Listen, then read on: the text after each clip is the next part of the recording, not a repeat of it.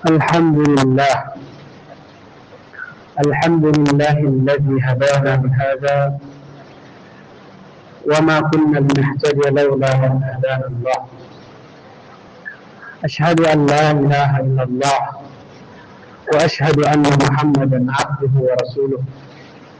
اللهم صل وسلم وبارك على حبيبنا وشفيعنا وقائدنا ومولانا محمد صلى الله عليه وآله وسلم. فيا أيها المسلمون أوصيكم ونفسي بتقوى الله فقد فاز المتقون. وقد قال الله تعالى في كتابه العزيز: يا أيها الذين آمنوا اتقوا الله حق تقاته ولا تموتن إلا وأنتم مسلمون. صدق الله العظيم. Amma ba'd. Hadirin sidang jamaah salat Jumat yang dirahmati Allah Subhanahu wa taala. Alhamdulillah, sudahlah selayaknya kita terus istiqamah untuk memuji Allah Subhanahu wa taala. Para ulama menyebutkan bahwa pujian kita kepada Allah Subhanahu wa taala adalah bentuk cinta kita kepada Allah Subhanahu wa taala. Kenapa pujian menjadi bentuk cinta kita kepada Allah? Karena hakikatnya orang-orang yang mencintai itu sudahlah mesti mendahulukan yang dicintainya. Maka bagi orang-orang yang memuji Allah Subhanahu wa taala, memang dialah yang berusaha, memang dialah yang berikhtiar, memang dialah yang berproses, tapi dirinya tak patut dipuji karena dia mendahulukan pujian itu kepada Allah Subhanahu wa taala. Berikutnya kita bersalawat kepada Nabi Muhammad sallallahu alaihi wasallam. Allahumma shalli ala Muhammad wa ala ali Muhammad. Mudah-mudahan kita semua dimampukan untuk mengenal Nabi kita lebih dalam, untuk mengetahui Nabi kita lebih banyak lagi, sehingga kita mampu menjalankan sunnah-sunnah Nabi kita Muhammad SAW dalam kehidupan sehari-hari kita. Lebih lagi terkhusus di akhir-akhir zaman seperti ini, manusia krisis keteladanan, krisis contoh yang baik, sehingga sudahlah saatnya umat-umat Islam itu harus kembali membuka lembaran-lembaran sejarah, buku-buku hadis yang menceritakan tentang akhlak baginda Nabiullah kita Muhammad SAW. Bagaimana Nabi berbicara, bagaimana Nabi kita beraktivitas, jam-jamnya Nabi kita. Sayangnya kita belum paham, masih banyak yang belum mengetahui aktivitas sehari-hari Nabi kita. Sehingga itulah yang menyebabkan kita sulit untuk memperbanyak salawat kepada Nabi kita, karena kita tidak cinta kepada Nabi kita Muhammad sallallahu alaihi wasallam. Mana buktinya kalau kita cinta kepada Nabi kita? Mana buktinya kalau kita rindu akan perjumpaan dengan Nabi kita?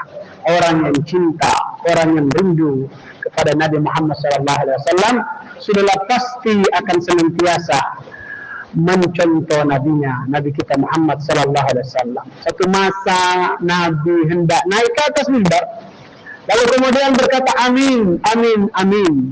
Setelah itu sahabat bertanya, kenapa engkau mengatakan amin, amin, amin? Ketahuilah bahwa malaikat Jibril barusan datang menjumpaiku. Lalu dia mengatakan, wahai Nabi Muhammad, aminkanlah doa yang aku ucapkan. Subhanallah, ada 3 doa yang malaikat Jibril, malaikat yang paling mulia, dan diaminkan oleh manusia yang paling mulia pula, Nabi kita Muhammad SAW. Apa doanya? Pertama, malaikat Jibril mengatakan dalam doanya, sungguh dilaknatlah orang yang masih hidup kedua orang tuanya, tapi dia tidak bisa masuk surga. Orang yang mendapati orang tuanya masih hidup dan dia tidak bisa masuk surga. Ternyata salah satu penyebab orang-orang banyak masuk neraka sebabnya karena tidak berbakti kepada kedua orang tua. Ketahuilah, wahai para anak yang hadir di majelis berkah ini, di hari Jumat yang penuh berkah ini, ketahuilah bahwa kita semua adalah anak dari orang tua kita. Kalau engkau hari ini adalah seorang ayah, maka engkau adalah anak dari ayah. Kalau hari ini engkau seorang anak, maka kelak kau adalah orang tua dari seorang anak. Yang kedua, malaikat Jibril mengatakan, sungguh merugilah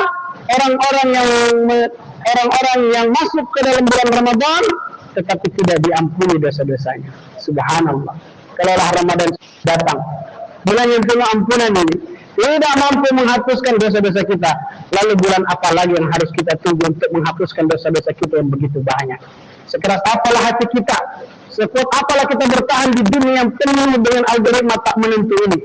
Kadang sunyi, kadang kemudian kita sedih dan segala macam. Kalaulah bukan kita mencari ampunan Allah Subhanahu wa Ta'ala, lalu apa lagi yang kita mesti cari? Yang ketiga, malaikat Jibril kemudian mendoakan, sungguh merugilah orang-orang yang disebutkan namanya Nabi Muhammad SAW dan dia tidak berselawat kepada Muhammad SAW. Bahkan Nabi dalam sebuah riwayat mengatakan bahwa di antara umat yang paling kufur adalah ketika disebutkan namaku dan dia tidak berselawat kepada Nabi Muhammad SAW. Allahumma salli ala Muhammad wa ala ali Muhammad. Mudah-mudahan senantiasa lisan kita ini ringan untuk bersalawat kepada Nabi kita Muhammad sallallahu alaihi wasallam. Hadirin jemaah sidang salat Jumat yang dirahmati Allah Subhanahu wa taala. Tema khutbah kita pada kesempatan yang berbahagia ini, di bulan yang berkah ini, di hari yang berkah ini, di majelis yang berkah ini adalah antara iman, ilmu dan juga imun. Jemaah rahmati Allah Subhanahu wa taala, sebagai seorang yang mengakui beragama Islam, tentulah iman bukanlah kata-kata yang asing bagi kita dan bahkan sudah sering kita dengarkan perkataan iman itu. Tetapi izinkan khatib membacakan satu ayat daripada firman Allah Subhanahu wa taala dalam surah Al-Hujurat. Suatu masa ada seorang Arab Badui datang kepada Nabi kita Muhammad sallallahu alaihi wasallam. Lalu kemudian di ayat tersebut dikatakan, wa qalatil a'rabu amanna kullam tu'min. Ya Nabi, kami telah beriman. Kata Nabi sallallahu alaihi wasallam, qalatil a'rabu amanna kullam tu'min. Katakan kalian belum beriman. Walakin qulu aslamna. Tapi katakanlah kami telah berislam. Hati-hati.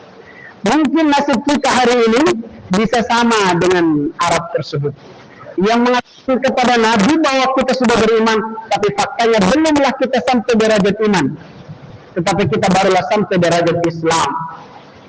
Islam yang menempel pada diri kita, Islam yang hanya sekedar label saja. Oleh karenanya, kenapa hari ini orang-orang yang mengaku berislam, orang-orang yang mengaku ingin selamat, berserah diri kepada Allah muslimun, tetapi kok belum merasakan yang namanya kemajuan, kemudahan? Mungkin bukan Islam yang salah, tetapi kita belum menyempurnakan Islam itu menuju derajat iman. Bagaimana mengukur, menakar dalam diri kita? Apakah kita termasuk orang-orang yang beriman atau baru sekedar berislam? Memang beda hidup orang-orang yang beriman dan orang-orang yang berislam. Oleh karenanya, orang-orang yang beriman itu diberikan tanda oleh Allah Subhanahu wa taala. Apa kata Allah Subhanahu wa taala dalam surah Al-Anfal? Innamal mu'minuna idza dzukirallahu wajilat qulubuhum wa idza tuliyat 'alaihim ayatuhu zadatuhum imana wa 'ala rabbihim yatawakkalun. Sesungguhnya orang-orang mukmin itu yang mengaku beriman, apabila disebut nama Allah Subhanahu wa taala, gemetar hatinya. Gemetar hatinya karena penuh dengan rasa cinta, penuh dengan rasa ingin berjumpa dengan Allah Subhanahu wa taala. Selain itu, wa idza tuliyat 'alaihim ayatuhu, ketika dibacakan ayat-ayat Allah Subhanahu wa taala, bertambah imannya yang ada di dalam hatinya. Rasulullah sallallahu alaihi wasallam pernah suatu masa bersabda, bahwa beliau mengatakan dalam sabda al-imanu yazidu wa yanqus, iman itu bertambah dan juga berkurang. Para sahabat bertanya, bertambah dengan apa dan berkurang dengan apa? Kata Rasulullah sallallahu alaihi wasallam, yazidu bit ta'ah wa yanqus bil ma'siyah. Bertambah dengan ketaatan dan berkurang dengan kemaksiatan. Artinya, kalau kita tidak mampu menjaga keistiqomahan iman dalam diri kita, paling tidak jangan sampai melakukan kemaksiatan agar imanmu semakin tidak menurun. Hadirin jemaah rahmati Allah Subhanahu wa taala. Oleh karenanya, orang yang mengaku beriman sudahlah barang pasti akan diuji oleh Allah Subhanahu wa taala. Allah Subhanahu wa taala berfirman, "Wa laqad fatanna alladziina min qablikum fala ya'lamanna Allahu alladziina aamanu wa la ya'lamanna al-kaadzibin." Sungguh orang-orang terdahulu sebelum kita semua hari ini laqad fatanna, sudah diuji oleh Allah Subhanahu wa taala. Agar apa? Allah ingin tahu betul-betul siapa yang hanya sampai di lisan dan siapa yang betul-betul beriman hakikatnya beriman kepada Allah Subhanahu wa taala. Maka jangan pernah berkecil hati, bersedih hati, bersempit hati. Kalau kita hari ini diberikan ujian oleh Allah Subhanahu wa taala, bisa jadi itu semua adalah bukti Allah sedang memperhatikan hidup kita. Bisa jadi Allah sedang ingin mengangkat derajat kita. Bisa jadi Allah sedang ingin menguji iman yang ada di dalam hati kita. Hadirin jemaah rahmati Allah Subhanahu wa taala, maka iman begitu penting dalam diri kita sampai-sampai kita akan merasakan manisnya iman dan kita hanya memilih jalan dalam hidup kita, bersyukur ketika diberi nikmat dan bersabar ketika diuji oleh Allah Subhanahu wa taala. Tetapi iman saja tidak cukup. Karena hidup ini tidak hanya tentang iman, juga berbicara tentang ilmu. Maka kita perlu untuk belajar. Tetapi berkaitan dengan ilmu ini, hari ini ilmu berkembang begitu pesat, ilmu berkembang begitu maju. Tetapi kenapa umat Islam masih tertinggal? Masih banyak orang-orang Islam yang tidak tahu arah hidupnya kemana. Bahkan hari ini, kalau kita melihat data menunjukkan Islam itu semakin banyak yang masuk ke dalam Islam. Bahkan kita melihat negara-negara di luar sana yang konon katanya sedikit jumlah Islamnya, hari ini perlahan demi perlahan mereka yang cerdas dan intelektual semakin terbuka hati dan pikirannya memeluk agama Islam. Tapi kenapa kita tidak melihat ada orang-orang Islam, bahkan umat Islam hari ini maju dan berkembang pesat sebagaimana Nabi kita Muhammad SAW saat beliau masih memimpin umat Islam ini? Pertanyaannya, ternyata bukan kurang ilmu, ternyata bukan kurang fasilitas, bukan kurang gelar umat Islam ini, tetapi karena ilmu yang dibangun, ilmu yang dicari, mungkin bisa jadi karena kurang iman di balik ilmu itu sendiri. Bahkan Allah Subhanahu wa taala berjanji, "Yarfa'illahu alladziina aamanu minkum walladziina utul ilma darajat." Bahwa umat Islam setinggi apapun ilmumu, sebanyak apapun gelarmu, sehebat apapun kau di mata manusia dan teknologi apapun yang kamu pakai, tapi kalau tidak didasari dengan atas iman, lihatlah kehancuran itu akan kamu ciptakan dengan tanganmu sendiri. Oleh karena itu Allah Subhanahu wa taala ingatkan, zaharal fasadu fil barri wal bahri bima kasabat aydin nas. Telah nampaklah kerusakan, baik itu di laut, baik itu di bumi, di mana-mana, bima kasabat aydin nas, hanya karena ulah-ulah tangan-tangan manusia. Apakah tangan-tangan orang-orang yang jahil? Apakah tangan-tangan orang-orang yang tidak berkompeten? Apakah tangan-tangan orang-orang yang tidak berilmu? Jawabannya tidak. Hari ini yang merusak, yang menghancurkan, yang memberikan dampak buruk pada diri kita bahkan di kalangan manusia adalah mereka yang katanya punya ilmu, adalah mereka yang katanya punya gelar. Artinya ilmu saja tidak cukup, tapi harus ada dorongan iman yang kuat sehingga menjadikan ilmu itu diberkahi. Oleh karena Allah Subhanahu wa taala katakan dalam firman-Nya, "Walau anna ahlal qura amanu wattaqu la fatahna 'alaihim barakatin minas samaa'i wal ardh." Seandainya ada satu kelompok, satu jiwa, satu kampung, satu negeri beriman dan bertakwa kepada Allah Subhanahu wa taala, la fatahna 'alaihim barakat, Allah akan membukakan pintu-pintu keberkahan dari langit. Subhanallah. Apakah fasilitas zaman Rasulullah lebih layak daripada fasilitas umat Islam hari ini? Jawabannya tidak. Apakah jumlah umat Islam zaman Rasulullah lebih banyak daripada jumlah umat Islam saat ini? Jawabannya tidak. Apakah kekuatan umat Islam pada zaman Rasulullah lebih banyak daripada umat Islam hari ini? Jawabannya tidak. Apakah jumlah penghafal Al-Quran zaman Rasulullah lebih banyak daripada jumlah penghafal hari ini? Jawabannya tidak. Tapi kenapa di masa kepemimpinan Rasulullah Sallallahu Alaihi Wasallam Islam berkembang begitu pesat, bahkan menghadirkan solusi ketenangan, kedamaian dalam berbangsa dan bernegara dan hidup bersosial? Jawabannya satu, karena Rasulullah Sallallahu Alaihi Wasallam menekankan iman sebelum ilmu. Iman sebelum ilmu. Rasulullah Sallallahu Alaihi Wasallam tidaklah sulit bagi Allah memenangkannya di Mekah. Innama amruna idza arada syai'an ay yaqula lahu kun fayakun. Kata Rasulullah, kata Allah Subhanahu wa taala, kalau aku punya kehendak aku akan mengatakan jadi maka jadilah. Apakah sulit Allah memenangkan Rasulullah di Mekah? Tidak. Tapi mengapa harus butuh waktu 10 tahun, fase yang begitu sulit, berat untuk dilewati? Salah satu maknanya dan hikmahnya kata para ulama, agar iman itu belum betul-betul tertancap dalam hati para sahabat. Sehingga 10 tahun itu diceritakan tentang hari kiamat, diceritakan tentang kebesaran Allah. Hari ini banyak orang yang berbangga dengan akal dan ilmunya, berbangga dengan kekuasaan dengan jabatannya, berbangga dengan popularitas yang dimilikinya. Tapi dia lupa bahwa itu semua ketika Allah ingin cabut, Allah bisa ambil kapanpun dan dimanapun dengan izin Allah Subhanahu wa Ta'ala. Maka ternyata iman saja tidak cukup, kita juga butuh ilmu, tetapi ilmu harus didasari dengan iman. Hadirin jamaah rahmat Allah Subhanahu wa Ta'ala, kalau iman kita sudah benar, ilmu kita sudah dasarkan atas iman, maka yang ketiga harus kita jaga adalah imunitas kita. Hari ini kita mendengar betapa banyak orang yang bersuara tentang kesehatan, tentang hidup yang lebih baik, tentang hidup yang lebih bergizi dan seterusnya. Tetapi Islam jauh-jauh hari sebelum itu semua orang berpikir Islam sudah memberikan jalan menuju daripada hidup yang bahagia dan sehat itu.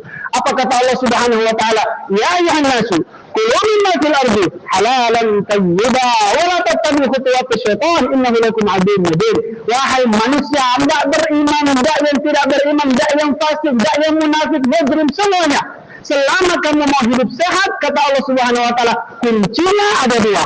Makan yang halal dan makan yang baik. Makan yang halal dan makan yang baik. Kalau dua ini kita langgar, hati-hatilah.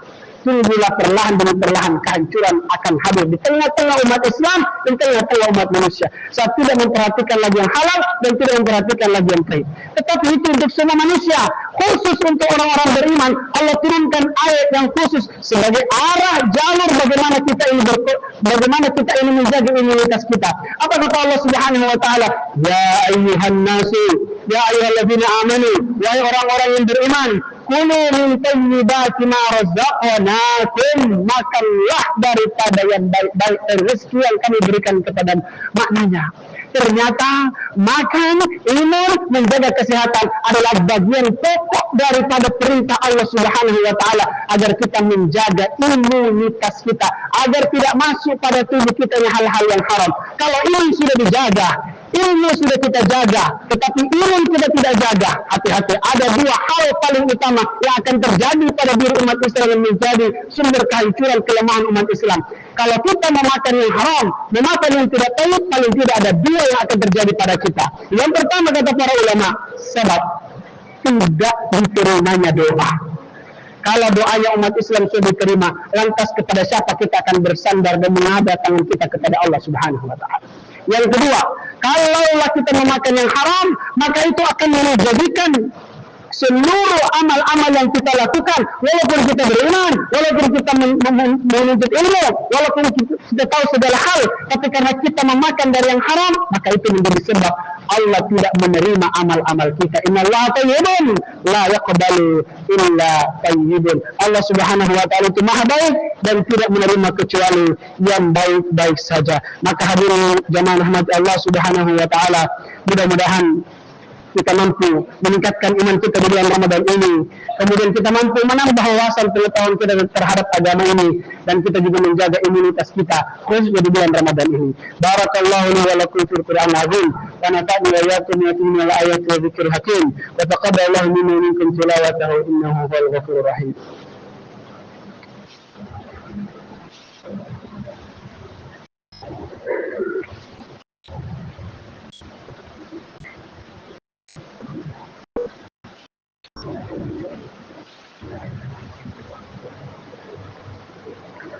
Alhamdulillah Alhamdulillah wa kafah. Wassalatu wassalam ala Rasulillah al-Mustafa wa ala alihi wa ashabihi al-tuqa wal wafa. Wa ashhadu an la ilaha illallah wa ashhadu anna Muhammadan abduhu wa rasuluh. Allahumma salli wa sallim wa barik ala habibina wa syafi'ina wa qaidina wa maulana Muhammadin sallallahu alaihi wa alihi wasallam. Di khutbah yang kedua ini saya khatib ingin membacakan sebuah perdebatan yang fenomenal. Pada satu riwayat dikatakan bahwa ilmul alimi wa aqlul aqili ikhtalafa. Satu masa ilmu dengan segala pengetahuannya, akal dengan segala kemampuannya berbeda pendapat. Man dzalladzi minhuma qad ahrasa syarafa. Siapa yang paling mulia antara ilmu atau akal? Al ilmu qala ana ahrastu ghayatahu. Ilmu kemudian berkata, dengan ilmulah manusia itu sampai pada tujuannya.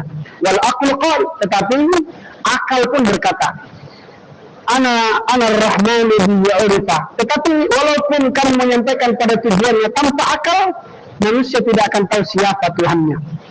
Lalu kemudian fa asfahal ilmu isfahan. Lalu kemudian ilmu menganggap bahwa tuannya yang paling mulia adalah akal. Faqala lahu, tetapi ilmu tidak berhenti. Dia katakan, bi'ayyinallahu fi furqanihi tasfa. Wahai akal, sehebat apapun engkau, tapi ingat, satu-satunya yang disifati Tuhan dalam namanya, dalam Al-Qur'annya adalah Al-Alim, yang maha mengetahui. Maka yang paling mulia adalah sesuatu yang disandarkan kepada zat yang paling mulia, yaitu Allah Subhanahu wa ta'ala. Qadana lil aqli anna al-ilma sayyiduhu. Akan tetapi setelah itu akal pun menyangka bahwa ilmu adalah tuan daripada si akal tersebut. Faqabbala al-aqlu ra'sahu al-ilmu wa ansarafa. Setelah itu akal kemudian mundur dan berpisahlah antara ilmu dengan akal.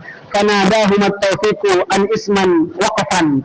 Kemudian dipanggillah akal dan ilmu itu untuk mendengarkan. Siapa yang ingin berbicara kali ini? Yang ingin berbicara adalah taufik. Yang ingin berbicara adalah taufik. Laulal wahyu lakanal kullu min harifan. Wahai ilmu, wahai akal, ketahuilah seandainya tidak ada wahyu, semuanya adalah hanya hal-hal yang kosong semata. Akal tanpa dituntun oleh wahyu, dia akan serakah. Ilmu tanpa dituntun oleh wahyu, dia akan sia-sia. Maka subhanaka la ilma lana illa ma 'allamtana innaka antal alimul hakim. Maha suci Allah Subhanahu wa taala yang telah mengajarkan kepada kita semuanya ilmu yang tidak ada pengetahuan sedikit pun yang kita ketahui kecuali datangnya dari Allah Subhanahu wa taala. Maka jangan pernah berbangga dengan apa yang kita miliki, karena itu semua titipan dari Allah Subhanahu wa taala yang maha mengetahui lagi maha bijaksana. Innallaha wa malaikatahu yusholluna 'alan nabi ya ayyuhalladzina amanu sallu 'alaihi wa sallimu taslima. Allahumma salli 'ala Muhammad wa 'ala ali Muhammad kama sallaita 'ala Ibrahim wa 'ala ali Ibrahim innaka Hamidum Majid. Wa barik 'ala Muhammad wa 'ala ali Muhammad kama barakta 'ala Ibrahim wa 'ala ali Ibrahim innaka Hamidum Majid.